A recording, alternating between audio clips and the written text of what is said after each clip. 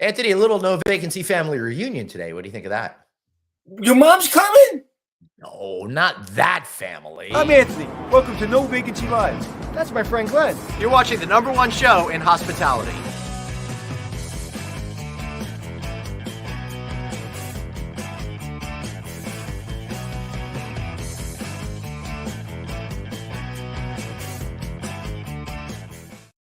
Hey, everybody. Welcome to No Vacancy Live. Of course, that's Anthony Melchiori. I'm Glenn Hausman, and you have made a very positive decision in your life to watch the show today. Anthony, how are you? You lie a lot, but okay. I'm practicing so I can get into politics. You don't have to lie a lot. You just have to lie all the time. Oh, yeah. That's a really good point over there. All right. Before we get started, big breaking news today. It is official. Radisson Hotels America is now legally part of the Choice Hotels family. What a perfect opportunity for you to invest in those great Radisson brands, such as Radisson Red, Radisson Blue. Lots of changes are coming and will continue to happen over the next year. Jump in now while the getting's good. Reach out to RadissonHotelsAmerica.com. Talk to the development team or just go straight to the Choice Development team. So that big deal closed today. $675 million deal closed today on that. Yep. You would think after 600 shows, I can get my camera right. My camera fell this morning, and I can't get it back in its position. I'll be fair. It's been more like 680 shows. So, our promise to you is by show 700, Anthony will get his camera fixed. But that's amazing. What was the deal? What was the cost of the deal? $675 million. Wow. That's a big deal. But when you think about what they're getting, it actually doesn't seem that expensive. No, I actually thought it seemed like a pretty good deal. But then again, I'm not in the financial side. I'm sure it's a fair deal based on all the numbers and all of that kind of stuff. But I don't know. I wasn't involved in the book, so I couldn't tell you, All right. Should we jump into it? Let's go, baby. All right. Returning to the show, Divisional President of Remington, our friend, Chris Green. Chris, so great to see you, brother. Uh-oh, you're on mute now. Yep. So it's been so long since I've been on, I didn't know what to do. So yeah, I was just telling Glenn, I miss you guys. I miss you so much. So where the hell is Chris? Yep. I'm busy moving about the country. I'm actually coming to you live today from our hotel here in Dallas Marriott Medical Center. I'm in town with a whole bunch of our leaders, and I'm glad to be on today. So I think they're going to head this way. I wanted them all to say hi, and this show is so popular in our industry that I thought it'd be neat for these new leaders to say they were on the No Vacancy podcast. So they're going to They're going to fill in behind me here, and then I'll get you a look. So it's good to see you guys. I was watching as we went through the B-roll or whatever it's called. Yeah, is that all of our hairstyles have changed a lot over the past 2 years, Anthony. So not Anthony's. Yeah. Oh, so hey, everybody! I'm going to take my earphones out for 1 second so they can all kind of just say hello. It'll be a little loud, but these are all leaders. All good. These are all Remington leaders that are here. Part of the labor crisis that we're going through is making sure that we have strong leaders out in the field, and we work hard to get our leaders engaged in the company, understand what we do here, and they're all here learning. So I'll let them say hi to you. So, okay, everybody, say hello. How many of them? That is awesome, Anthony. So, pretty cool, right? You can't hear me, but there's Zach. See Zach? You guys remember Zach? Hey guys, how you doing? Great to see you again. I'm gonna plug back in so I can hear them, guys. Thank you all for coming over. Thank you so much. Hey, that was pretty cool. We should have just let you do the whole show today. Hey, thanks for people in our industry love the show. You know that, and I actually have a story to tell, Glenn. If I can share the one I texted you. Oh yeah, please do. It just shows. But I mean, this was our team, and when they heard, they were like, "Oh my gosh!" I said, "Let's go beyond it." So I'm walking through the lobby here in Dallas, and a lady stops me, and she said, "Are you Chris Green?" And I'm like, "Well, yes." Wondering, other than somebody in the hotel business, who would know me, right? So she said, I was in hotels and I'm in wellness now, and I'm actually staying here in this hotel, and I saw you at the breakfast bar, and I said, that has got to be Chris from No Vacancy. And she said, I was, the whole pandemic, I watched you guys, and I was so appreciative of the commitment to the energy around our industry, giving us hope that we're coming back. And she said, and you actually encouraged me to do a parallel business where I'm going to be doing wellness and supporting, the wellness side of the hospitality industry.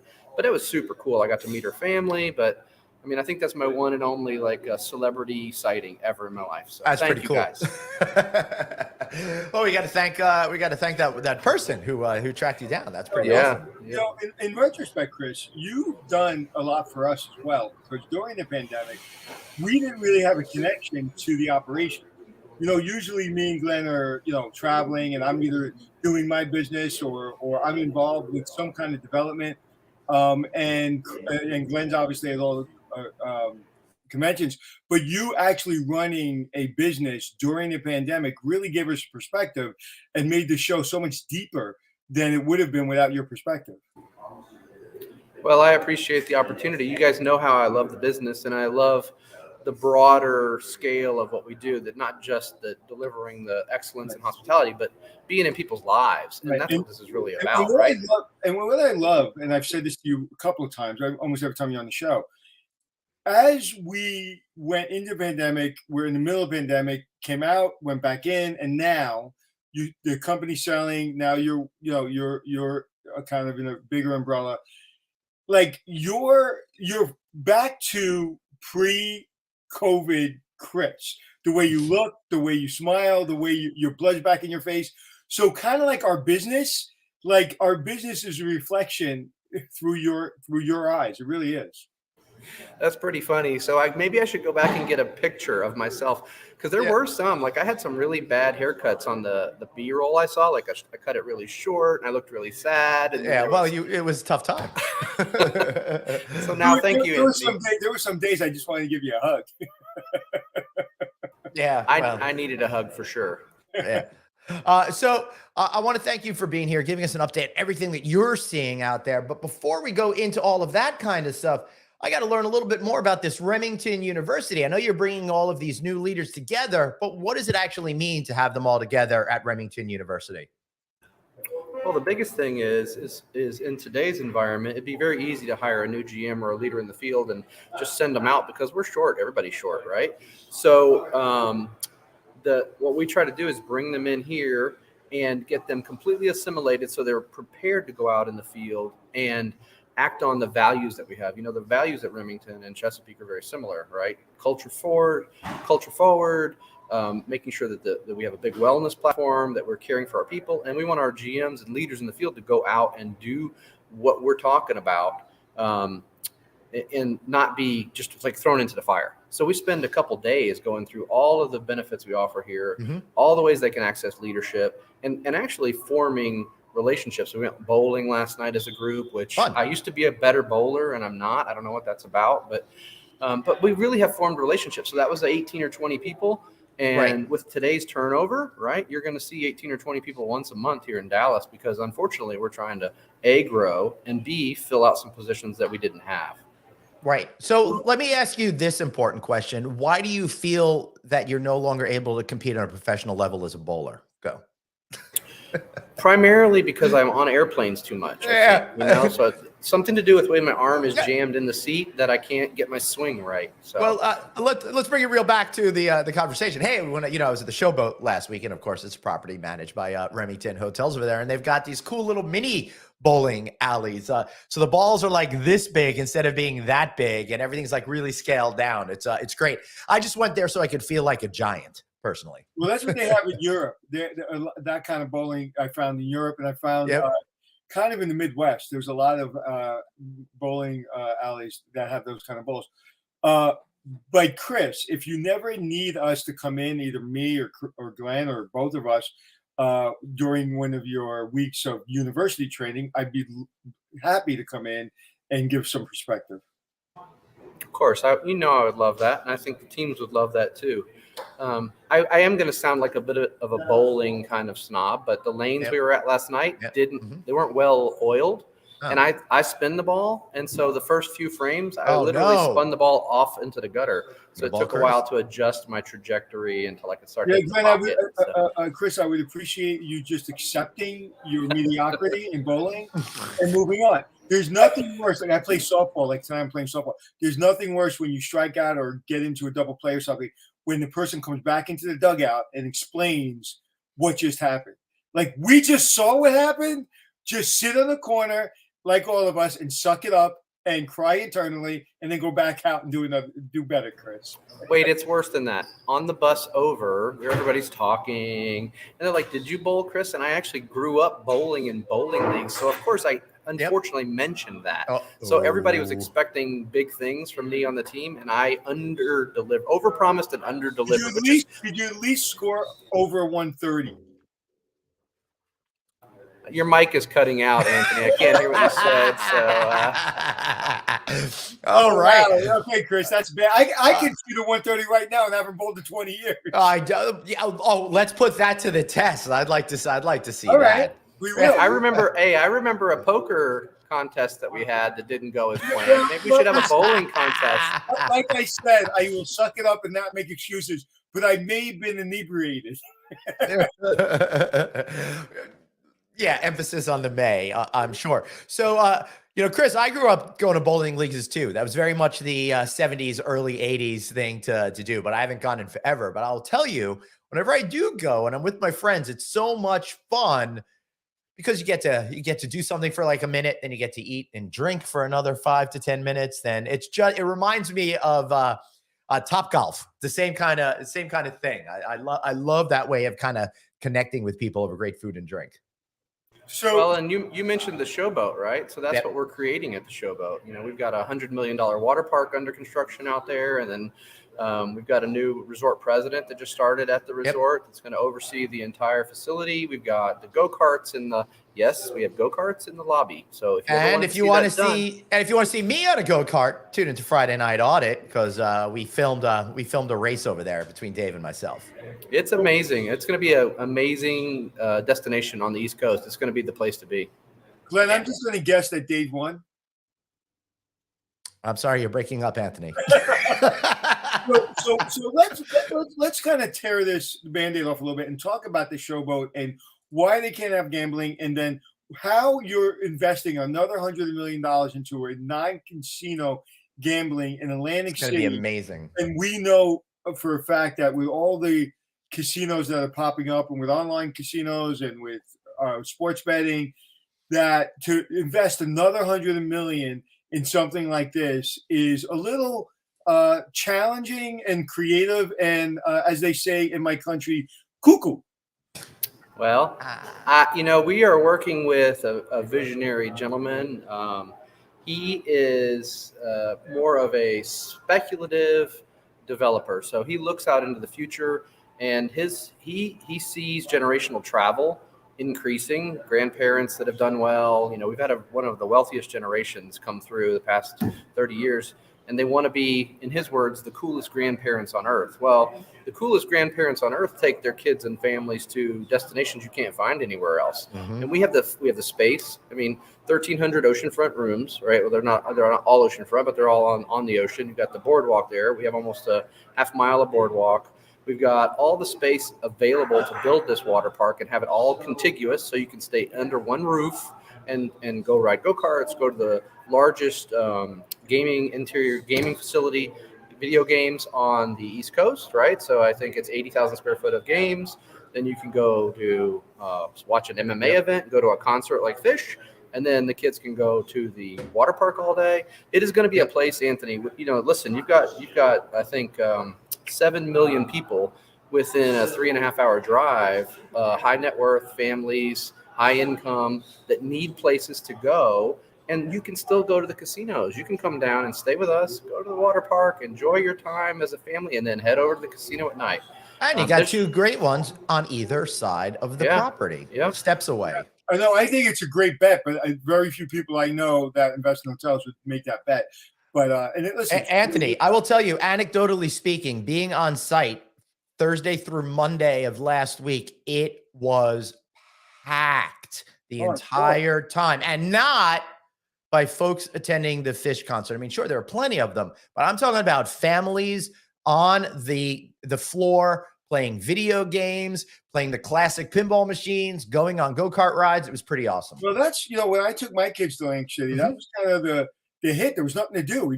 We had ice cream. We went on the boardwalk, and there was nothing to do. The kids obviously are not gambling. I can't gamble if my wife's there. She's not into gambling, so we're playing poker.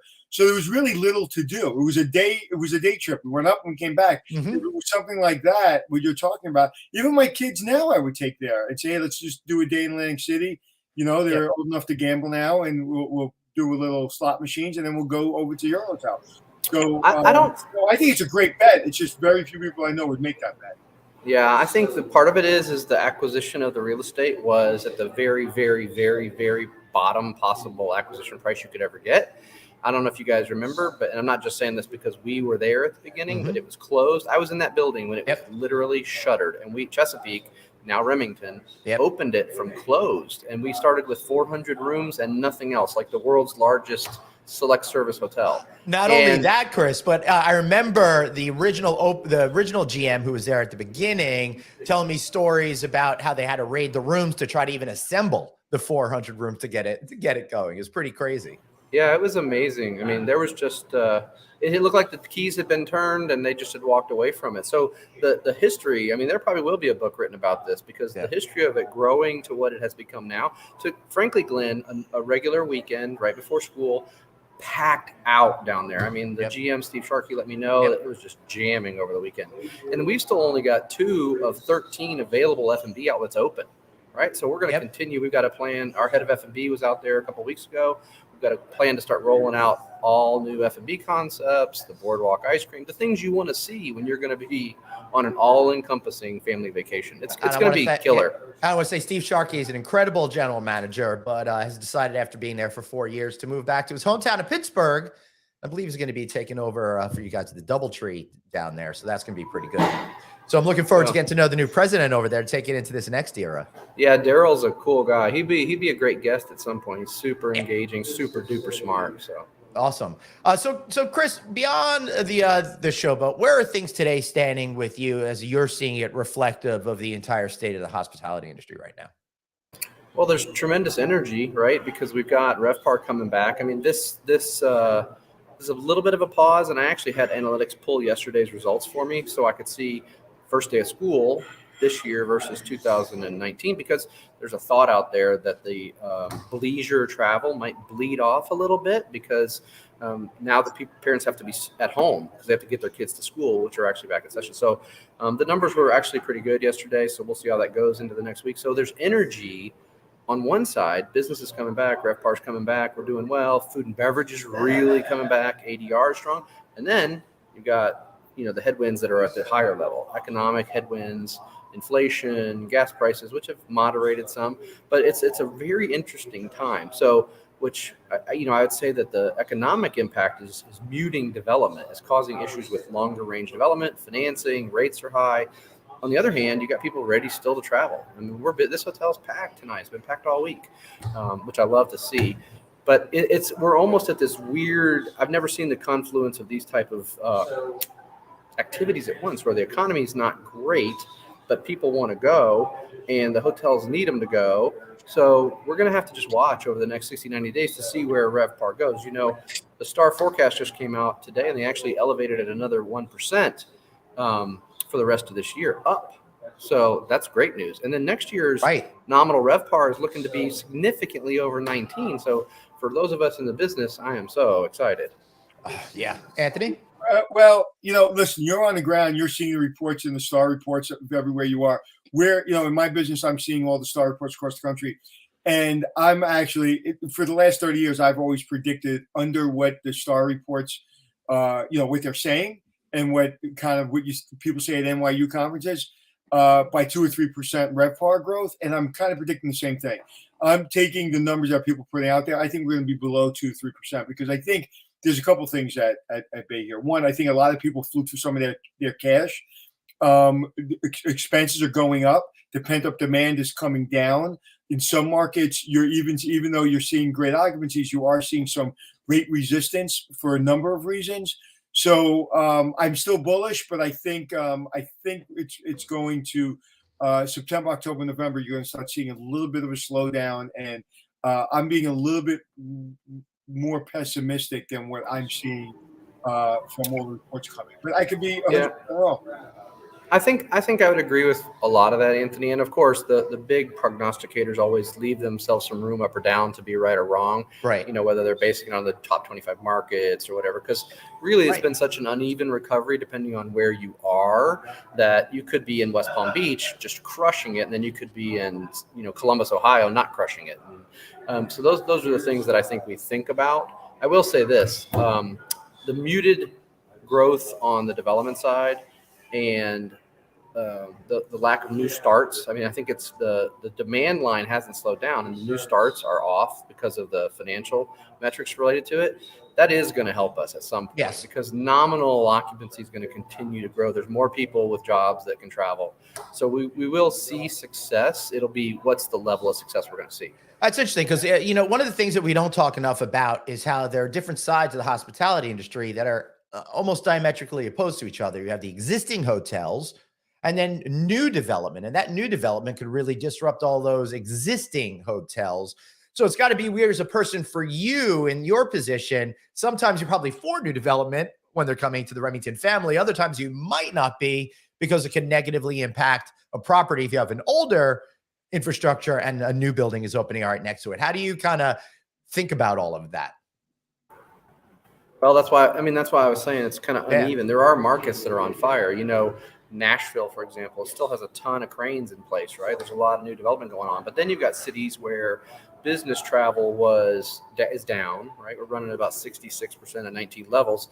And then, you know, we're starting to come back, but there's no new development coming in, or we might have even lost some hotels to multifamily, which I can think of 4 or 5 markets where that's been the case.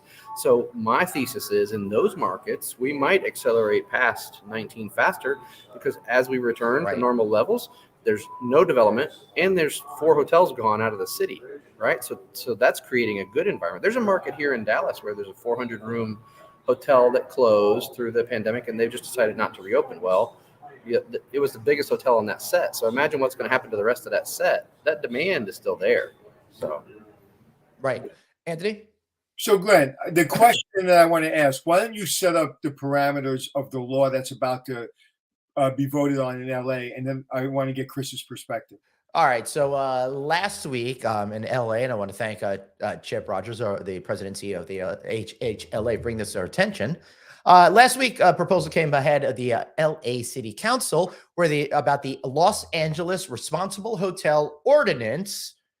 And you know, it's government when they say, if they name something, and it's always the opposite, would compel local hotel owners to provide a count of vacancies, submit the list to a city housing department by 2 p.m. daily, and accept fair market rate vouchers to fill rooms with homeless people. No funding source is set for the vouchers, according to Forbes magazine, but the federal government is a likely candidate. Whacked. So whacked. I've never heard of something like this. Chris? Yeah, it of course raised a lot of flags. So let me go on record as saying, I think homelessness is a huge problem. It's something we have to work on as a country. That's my, important statement aside. As a business, the way to try and manage something like that at a high quality hotel in LA County, and to make sure you mix it in and handle it appropriately with your current guests, with your associates, manage the potential disruption, and actually do a good job of honoring those people and giving them what they needed as well. It was almost impossible to succeed. It's just it's an idea that's not great, that was brought up by politicians to try and I would say cover up their ineptitude for not being able to handle this problem with dignity and respect. Yeah, there's another solution, and it's not trying to get the hotels to be the solution. It was not going to work, and luckily that it didn't pass at this point. So. Yeah, we'll see. But isn't it back up for voting very soon? It is, according to this article in Forbes magazine. It's going to go on the ballot next year, probably next November, a year from November. Well, my perspective is it's better for them to buy hotels as a government. Right. And then put in the resources. Probably cheaper. When I was a kid, I used to go to Katz's Deli, and my grandmother used to bring me there, and I used to see the homeless problem. And it really resonated with me. And I've always said, there by the grace of God go I. So none of us are above being in that position. So it's a real problem. And when you put somebody in a position where they're walking into a hotel with people that have some money and then have some, they're able to go home to their family and into their home. There's a different environment that you're now putting them in, making them uncomfortable. You're making everybody uncomfortable because the person checking in, right? We want to help, but on the other hand, it's like we don't know. Just like I don't know what mental illness you have, but I don't know where they're coming from. If they were in the streets for 6 months, there's a different level of need, and it's just the most of all the laws and all the things I've heard in my life. That might be the most insane thing I've ever heard. If you want to kill LA, implement that law. You will destroy the business, the conventions, and you will get, there's a few people, friends of mine that are well to do in LA that are hanging on. One guy that was here the other day that are hanging on in LA, and this will be the death blow. And it will, and it doesn't do anybody any good. It's the most insane thing I've ever heard in my life. Listen, and then I probably can't go too far down this road, but my wife and I are super involved locally in charities in our county where we live down in Florida. And there's such a thing as, talking about when helping hurts. And Anthony, to your point, something that's not well structured, that doesn't meet the actual needs of the person, that don't have access to counseling or financial resources. This is a temporary respite from a big problem, and it's not going to help. I mean, it's really not good. It's not the solution. It's like a temporary Band-Aid. Right. It's actually going to create a lot of issues for the hoteliers when something really could be done. If we spend as much time, and I'm going to go on a soapbox, trying to just do the right thing instead of trying to come up with crazy solutions, I think we could have a lot more success. Right. And it'll help people. I remember there's kids I grew up with that went to these fancy private schools that couldn't afford it, but they got grants or whatever, and they have more mental problems than anybody I know, because they were in an environment where they couldn't keep up socially with everyone else pulling up in their Bentleys and Cadillacs and going on their vacations to France, and they always felt less than. And they didn't have any counseling. They had no ability to bring people together and kind of fix what is right in front of everybody's face. And so unless they have the services, in the hotel, it makes no sense. Then they get into the hotel, they get comfortable, and then are they going to go to a hotel every night? They're going to go to a different hotel every single night? It's ridiculous. It's exasperating. Right. It's just insane, absolutely insane. But anyway, I just had to get that out. Well, I would like to, if we're talking about mental health for a moment, Chris. I know when you over at Chesapeake, you were very focused on that. Sloan Dean, CEO of Remington, has consistently been focused on it as well. What are some of the needs of your people within the organization right now? I'm very fortunate. I got to take a vacation recently. Then I got to go away again to the fabulous Showboat for a few days. I'm finally feeling less burnt out and refreshed. But what about your team members? Well, I mean, we've been through it for the past couple of years, and I think stress relief is the biggest thing. I mean, we're still not back. We are back to about 70% of our nominal staffing from 19, but the GMs and the leaders that just plowed through the pandemic they're just burned, right? So we are really focused on getting them time away from the hotel. We've got a huge task force group over here at Remington that we can help go in and give them some breaks from being 24/7, get them their vacations. I will tell you that Sloan is adamant that when you're on vacation, you're on vacation. You're not to be called unless it's an absolute emergency, and we abide by that. The other thing we're doing is we have a head of total benefits and total rewards that really is focusing on addressing the needs of everyone, whether it's mental issues, whether it's time away from work, whether it's FMLA issues, whether it's the way the benefits work and the ease of access. We're installing a concierge service in our benefit platform where you make one call. You don't have to call this company and this company and this company. They literally are white glove for all our associates. So if you need this and this and this and something with your prescriptions, one phone call, and it's super easy, high touch, and they're all dedicated to Remington. So we're trying to streamline the things that are stressors outside of the job, because we know the job is stressful right now. It is. It's just, that's a fact. Right. Interesting. So let me ask you, Anthony, did you have a question on this topic? No, just that's wonderful, and every hotel company should be doing that. When they implemented 311 in New York City to get all the calls away from 911, it actually helped. Yeah. And actually, they're pretty efficient. When I call 311 for whatever it is, sanitation, whatever, they respond, and it's been really important for us as a city. So doing a 311 type of thing, white glove thing for management company. And listen, a lot of people, once they have that resistance, that one phone call, and they don't get like that somebody to answer it, or they don't get what they want, that's it. They give up. I mean, we all have stories of people that we know that's true. So I applaud you guys. Yep. I would like to also thank Mayor Bloomberg of New York City for creating the 311 back in the day. That was pretty good. Now there's a 988. So if anybody out there is having a crisis, you can call 988, and there's available help 24 hours a day. Chris, did you want to try to move, or you want to try to tough it out over there? I can move into the restaurant if you want to take me off the screen for just a second. Yeah, sure. Sounds good.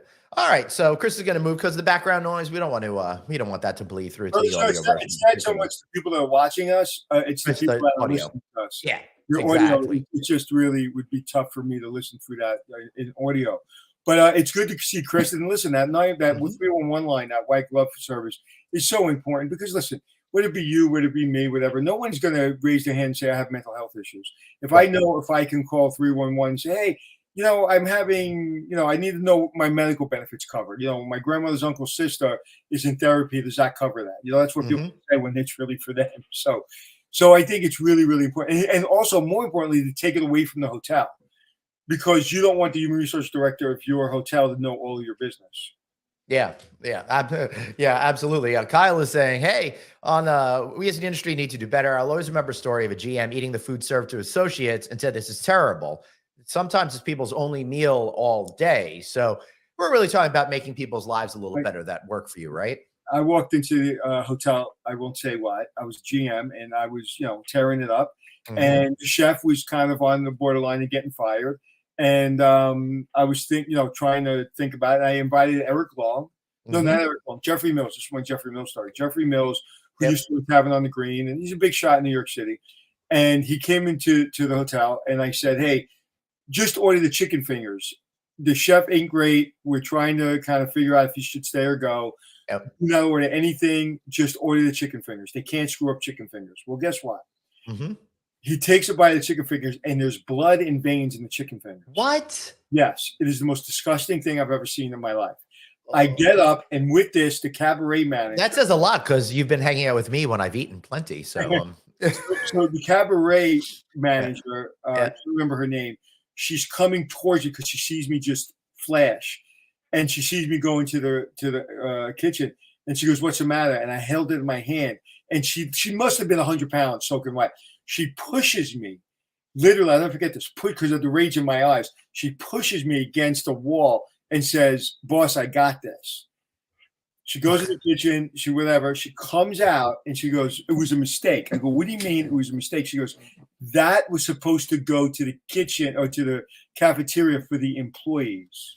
Right. I walked the chef. I walked the chef out of the hotel that day. I was like, you need to leave. I'm not going to scream and yell. But when she said that to me, thinking that was going to calm me down, I questioned her too. I was like, why would that calm me down? That infuriates me. Yeah. And so, they were feeding crap to the I want to feed the best food to my employees. Yeah, because, and that's, I know, like Wynn Resorts, for example, that's their philosophy, because they understand that if you make people happy in that way, they're going to be much more satisfied with their job and treat the customers better. But Anthony, while we're still waiting here, I'm curious, how did that even begin? Most businesses don't feed their people. How come the hotels do so consistently in full service properties? Because you don't want them to leave their hotel. We have a lot of things to do. We have a lot of things to accomplish.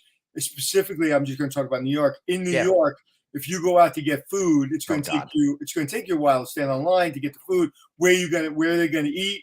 They're going to eat on a park bench. You have to give them a place to eat. So it's just simpler in many cases to do that, especially for the bigger hotels, to do that. But getting back to Wynn, when I talk to Wynn employees, they're almost religious about their experience there. Right. I've never met a Wynn employee. I can go to any hotel and talk to 10 employees, and 2 of them are going to say, "Yeah, I'm thinking about leaving. This place is crazy."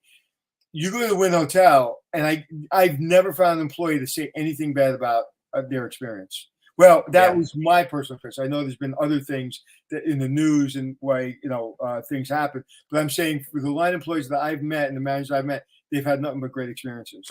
Yeah, and I'll tell you, I had the honor of touring Wynn Encore back of house when they first opened, and you would swear that it was front of house. It was so good. That's happened to me many times. That's happened to me many times. When I'm back at the house, I go, "You showing that in front of the house?" Yep, exactly. All right, so Chris is back. He's found a place to be a little bit quieter. So hopefully all you audio feed people will love that. Chris, you're experiencing the merger world. You guys have been bringing together Chesapeake and Remington. I'm curious as to how you're feeling about how things are coming together. Then I want to talk about some of the other stuff that we're seeing out here in the industry. For example, we got Adele talking about Janice Cannon must be busier than ever. Of course, she's referring to Janice over at Choice Hotels. Chris? So I love Janice, and she's one of my favorite people, and I'm sure she's super busy. So It sounds a little echoey in here, but I had to move. Here's a good thing. We're so busy at this hotel that I could not find a spot except for a meeting room. So I moved into a meeting room. Things are going great, but we spent a lot of time working on our merger to make sure that it wasn't economically driven. It was driven by culture.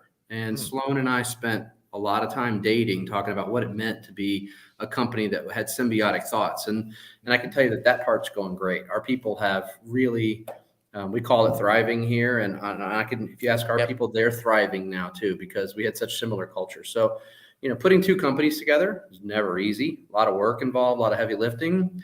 We're probably 70% there now. And the results are really starting to take off, which is great on both the growth and development side and also the operational performance side, because we had unique ways of doing things, right? Two companies that have been around a long time, bring them together, you get when you have leaders that are willing to share all their best practices, which our teams are, man, you're putting together two really strong operators. So as a senior leader, Chris, for a long time, and kind of being in your little kind of, in your area, working with Sloan side by side, what's one thing that I'm sure he's learned a lot from you, but what's the one thing that whether you learn from him or that you take as an example of his work style and his how he goes about business? It's funny. I was with Sloan last night and we had a couple of drinks and we're talking about that. And I've learned a ton from Sloan as it relates to the economic and financial side of the business. We had different paths to the C-suite. Right. Sloan came up through asset management, the revenue side. So what we found is that's interesting. And just to tell people, you came up through the operations. I did. I came up through operations, right? And so we really make a great team because there's a lot of things that I know about how third-party operations works and what it takes to deliver on certain promises. And Sloan knows how to put things together on the financial side to make deals work, to make the equity side of a deal work, to just really lead that growth and development. And he's a huge culture guy. So if you think about it, we're together on culture. And then if we're working on deals, we're working on company organizational stuff. Sloan understands the back end as good as anybody as I've ever met. And he's a great speaker, so he can tell you that. And then I understand what it takes to put all that in place and working with some of our great leaders like Stan Kennedy, who's the COO running things. I mean, it's really been good, Anthony. But I would say that's the thing. Like, I'm learning from Sloan the really deep equity side, the backside of deal making and deal formation and how to put things together. And then I think he would say he's probably learning from me on the pure third party side of the business. Yeah, I'll tell you something. Of all of our guests, he is in the top of the most articulate people we've ever had on the show. I still remember the first time I met him. I was like, how do I become 10% of that guy?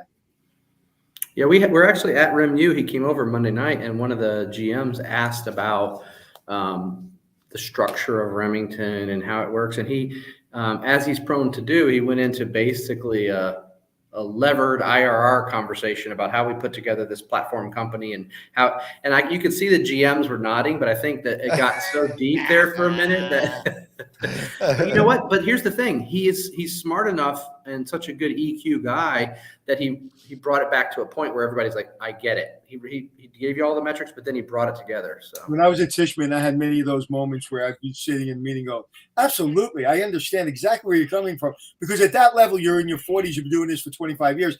They don't expect you to not understand what, LIBOR is. That's so funny. You were saying that, and I'm like, there are certain things in the industry that I don't totally get. I pretend to sometimes understand, then run to a friend who wants to fill me out. More acronyms. When I had that job, I had no idea what 90% of those words meant. So yeah, listen, you and I came up together. We came up the same way. We came up where, one of the things that was really a benefit to me and really a detriment to me. And I realized that as I started learning the debt side, the financing side of the business, not only that business, but my own business, is we fall in love with our teams, with our buildings, with the team building. And at least for me, I almost can't get my, brain, which is supposed to think about the bigger picture, above that emotional connection I have to the team in the building. What I love about finance guys is they don't have that connection. They may care, and like Sloan has an amazing ability to care for people, but he came up different. I really came up. It was an emotionally driven career. It wasn't so much a technically driven career. I saw a housekeeper in pain, I took care of it. I saw a team that needed to be fixed, I fixed it. But the asset was just, to me, the living room. It wasn't important. Yeah.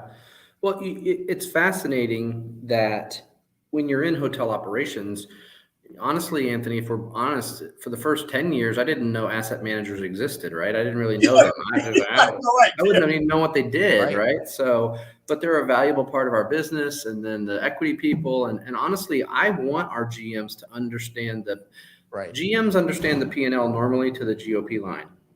We need our GMs to understand them all the way to NOI, right? Because I can't tell you how many times I've talked to a GM when they ask to do something or spend something, and they say, well, I made $400,000 last month. Well, you made that at the GOP line. We still have to pay interest reserves and capital reserves and insurance funding. Right. And then all of a sudden it's negative. And it's like, what do you mean the owner has to fund the hotel when he made $400,000? So there's a lot you have to learn. And I think the more you learn as a leader, the better you'll be, for sure. So. Yeah, that's fascinating to me, Anthony and Chris, because the industry is so bifurcated in so many different ways, and this is one of them. It's amazing to me, not that you specifically didn't know it, Chris, but people like you coming up through the operations level are not regularly exposed to these types of pieces of information that'll help you, I think, better in your career and just do a better job for the company, and might give you more options as you go and to figure out where you want to go and grow as a professional. And that might help solve some of the issues that we're having with getting people in the early phases of the career to join hospitality. Yeah. And we don't do that. We just don't do that well. And I think you would make a more well-rounded professional if you did that. So that's, something that we're working on. Hey, Chris, we got some breaking news. It was Michelle MacArthur who saw you yesterday. It was. Hello, Michelle. You actually she's revealed herself. You got a shout out on the show earlier. I don't know if you were watching, but you got a shout out on the show. So good to meet you.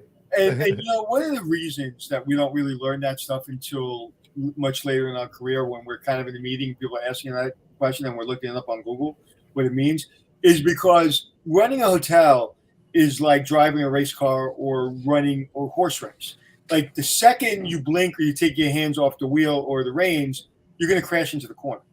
And if you're a real GM, you understand the P&L and you haven't seen the P&L in a month, and I can tell you exactly where every line item is. I can tell you exactly how much scotch I have on the shelves and how much I don't, how much linen I have. That's the kind of GM I think Chris and I both are. It's like, I don't need to look at the report. I know, because I am feeling that. So when you're so intense running these hotels, and people don't want to bother you with it, because how many times have you heard, it's like, oh, let that bother Chris. He's running the hotel. Let's leave him alone. But that doesn't do us any good. No. And I think, that your statement's exactly right, Anthony. If you need your P&L to tell you how you're doing, you're not doing it right. That's just the proof of what I knew was going to happen, right? Yeah. So you should never be surprised by ever surprised by your. I remember I did a pro forma for a hotel, and it was delayed for 2 years. Okay. And the performer, the year we opened, they said to change the performer. I said, no, I won't. I said, we're just going to take what I put and we're going to just move it forward for the 2 years. And we're going to do it. We're going to prorate it because we opened in the middle of the year. And I hit my number. I swear to God, we hit our number by $1,200. Wow. Like, literally $1,200. And I never changed the number. Never once. Well, the one good thing about where I've always been in my career is I've always been fortunate enough, and when I had a fight, I fought, that I didn't have to listen to the vice president. And if they did, I would fight them until I got my way, because I am not over promising or in delivering, or vice versa. I feel it into my bones, and I know it's going to happen. And and that's been a detriment a little bit in my career. Well, you can if you're the right kind of leader and you get everybody and you're transparent, you share the goals, you can kind of force a number to happen. I mean, people won't realize it. They'll feel like they're just succeeding, but there's a lot going on behind the scenes to force that number to happen. Cassie, who was one of our heads of revenue, she used to get so mad because they would spend all this time, day by day getting ready for a pro forma for a pitch for a hotel, and they would send it over to me for approval. And I would mark it up and send it back in 30 seconds. And they're like, "What? How do you? Well, I don't understand." Chris was like, "Don't worry, we're going to do it."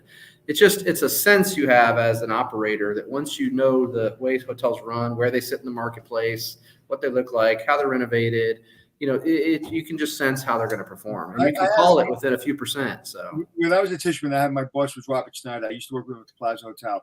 And we didn't always see eye to eye, but he would sit in these revenue management meetings. And we put so much time and effort into these meetings, and he would ask one question a session, and every single question blew the back of my head out. I'd be like, why didn't I think of that? And it was just, he had one thing to think about to justify his place there, was he had to come up with one question that I didn't know the answer to. And he did it every single time. And that's how I learned, when I'm in those businesses, I don't need to know every part of what an asset manager does, but I need to ask a question to a general manager they don't have the answer for, because I need to make them think. And that's really what a great leader does. It makes you think. It doesn't catch you. It doesn't try to make you look stupid. But I need you to not have an answer to one of my questions, because that's justifying that I've really thought about something in a way that's going to help you run your hotel better, help you grow your career. If I ask you a question you know the answer to, what the hell's my worth? Well, and also one thing I do. So let's say, for example, Sloan starts rolling out some, some acronyms. I've been in this business a long time, but I am not embarrassed to say, time out, I don't understand. Tell me the concept again. Mm-hmm. Now, once you tell me, I got it. But don't be afraid to ask. If you don't sit, honestly, don't do what me and Anthony did when we were young and go, yes. No. You have to know that's easy to say. I was in an environment where I know if I asked, my head had been blown off and I would have been fired. Well, I think those days are gone. I think, we shouldn't have leaders like that anymore, Anthony. I don't think there's any room for them, so. No, speaking about, I want to go back to what we were talking about. You were talking about mergers and stuff like that. We talked about Remington and Chesapeake, but what's your opinion on the overall M&A state of the industry right now? And what do you think about this Choice Hotels deal with, grouping up with Radisson for the long term? I mean, I think if it's perfect, I think that Radisson will get some real acceleration from the leadership over at Choice. I think it's going to be great for the space they sit in. Choice has done some great things. We've tried really hard to operate some Choice products in Cambria's. We just have missed a few times on them. Like I said, I love Janice and what she's doing over there and the team over there. So I think it's just going to accelerate and make them a real player where they sit, right? So I think that's good. Now, as far as mergers and acquisitions, I think you've seen it soften just a little because everything's gotten a little murky on the way, debt, and if you're going to finance the transaction and everything else. And we're sitting in a weird spot where some hotels I'm talking management companies now, a few hotels are changing hands management-wise, but the biggest moves have been in acquisitions, platform like the Pyramid and TPG and then us, and Ambridge is doing a lot. But there's a certain point where, owners are just kind of sitting back and waiting now. Like, what's the next step? Are we going to come? Because we're so close, I think, to coming out of it. You've probably got some operators that are like, well, maybe I'll go it on my own and be the little operator that could. Right. I think it's going to be a challenge, though, and here's why. at our scale, 8,000, 8,700 employees, we have the ability to do things on the benefit side, the support side, the wellness side, the quality of life side, and we have the resources in the HR department to research what's best in class, who's doing it, and then implement those things. It's really hard. And I remember I was a mid-size operator. Right. I know you could only do, like, you could have 10 choices that you want to do, and you can only do one.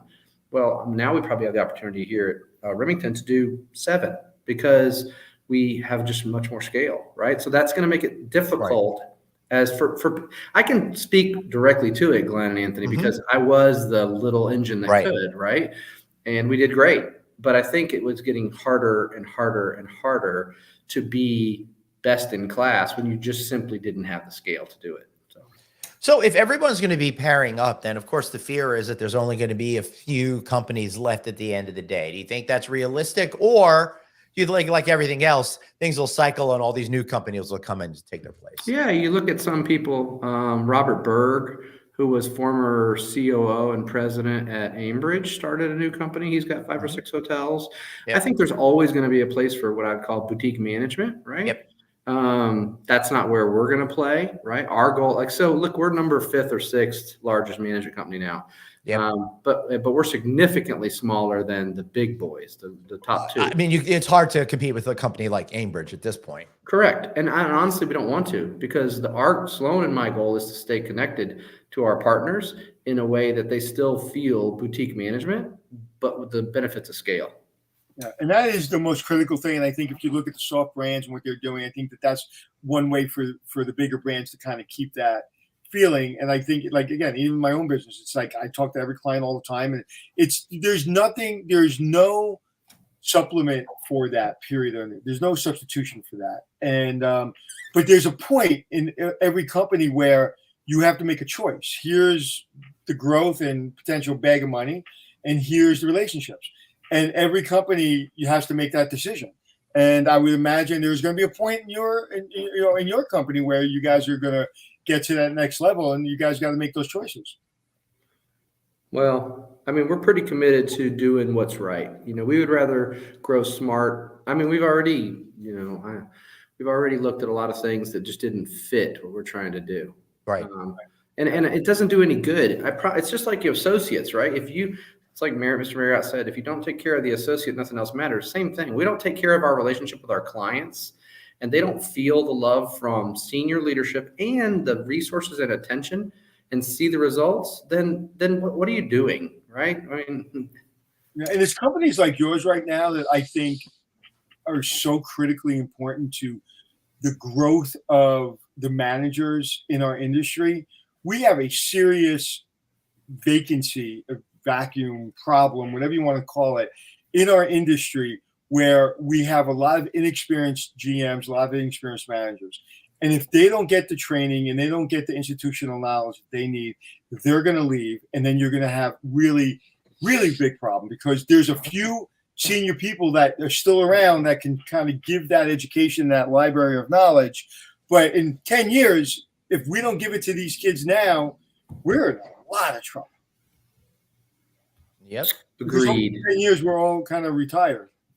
I'm not. I mean, I love it. I can't tell you.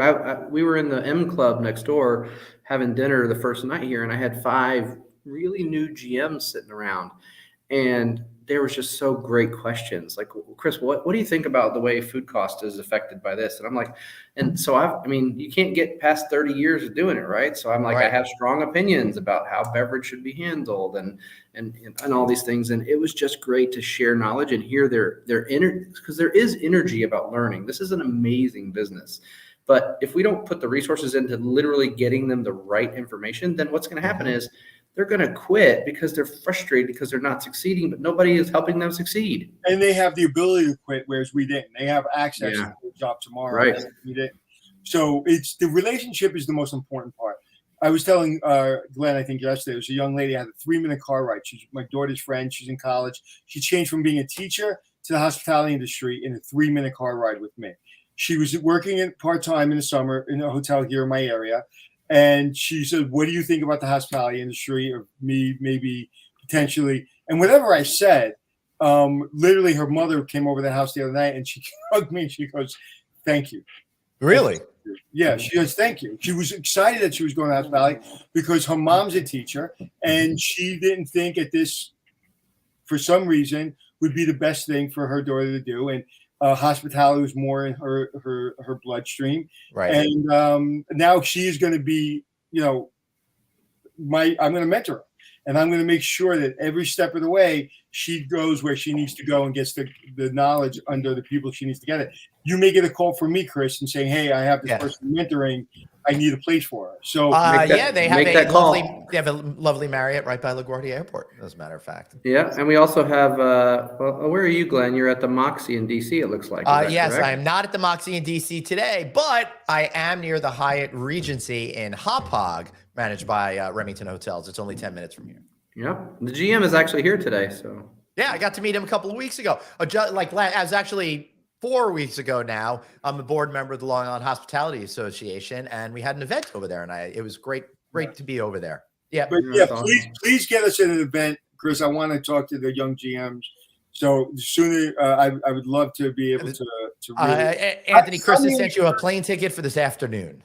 I'm not available for the next 10 days, but I'm very, very interested in really learning from them and what their perspective is. Because I really haven't been in a room with 10 or 20 GMs just shooting the crap to really understand what their perspective is. Because the difference between a 30-year-old general manager and a 40-year-old general manager is just completely different. It's light years. Yep, gentlemen, we gotta wrap up today. Chris Green, final thoughts. My final thoughts are, I haven't said it in a while, but I was just at a conference down in South Florida last week. If you are watching, you're probably a leader in this industry. We need to get the word out that now is the time to get back into hospitality. If you've kind of peeled away from it, we're getting ready to go on another long run of success. And the good companies like mine are investing in making it a way better experience than when I was coming up, right? Where you were only judged by how many hours you could work. We want you to enjoy a quality of life and succeed in business. So tell your friends, let's get back to hospitality. That's it for me. Very important, Chris, that if you knew somebody in the industry that you trust, please ask them before you jump, because I would love for everybody that's about to make a jump to call me first. And I'll say, no, yes, definitely stay away, leave the country. Like there's some, because literally you make the wrong decision and you just screwed up your career for 2 years. Right. Yeah. Totally. And if you all go to remingtonhotels.com, there is a page for careers with benefits and career paths and everything that you'd be interested in as a future executive of a hospitality company. Chris Green, thanks so much for being here. We appreciate you. Thanks for having me, guys. Can't wait to see you again. Take care. Man, always so great connecting with him, isn't it? Yes, sir. I'm just glad he got busy, so he was too busy to come on every day and take my job, because I felt that you were going to fire me and hire him. Well, we were this close, right, Chris? We were like on the cusp of that happening. All right, do me a favor, just hang out until we get off. All right, thanks. All right, everybody. Remember, if you're watching us on video, why not listen to our audio podcast? We are the #1 podcast to walk your dog to. And for the few of you out there that walk your cats, hey, we're #1 in that category too. Not so much ferrets, we're trying. Also, if you're listening to us right now, why not watch us? We're on all the places that you are today. Any final words? We're #1 when you're picking up #2. Right. Let's leave it on that. Remember, guys, you got one life, so blaze on, and Be kind to yourself. see you next week. And don't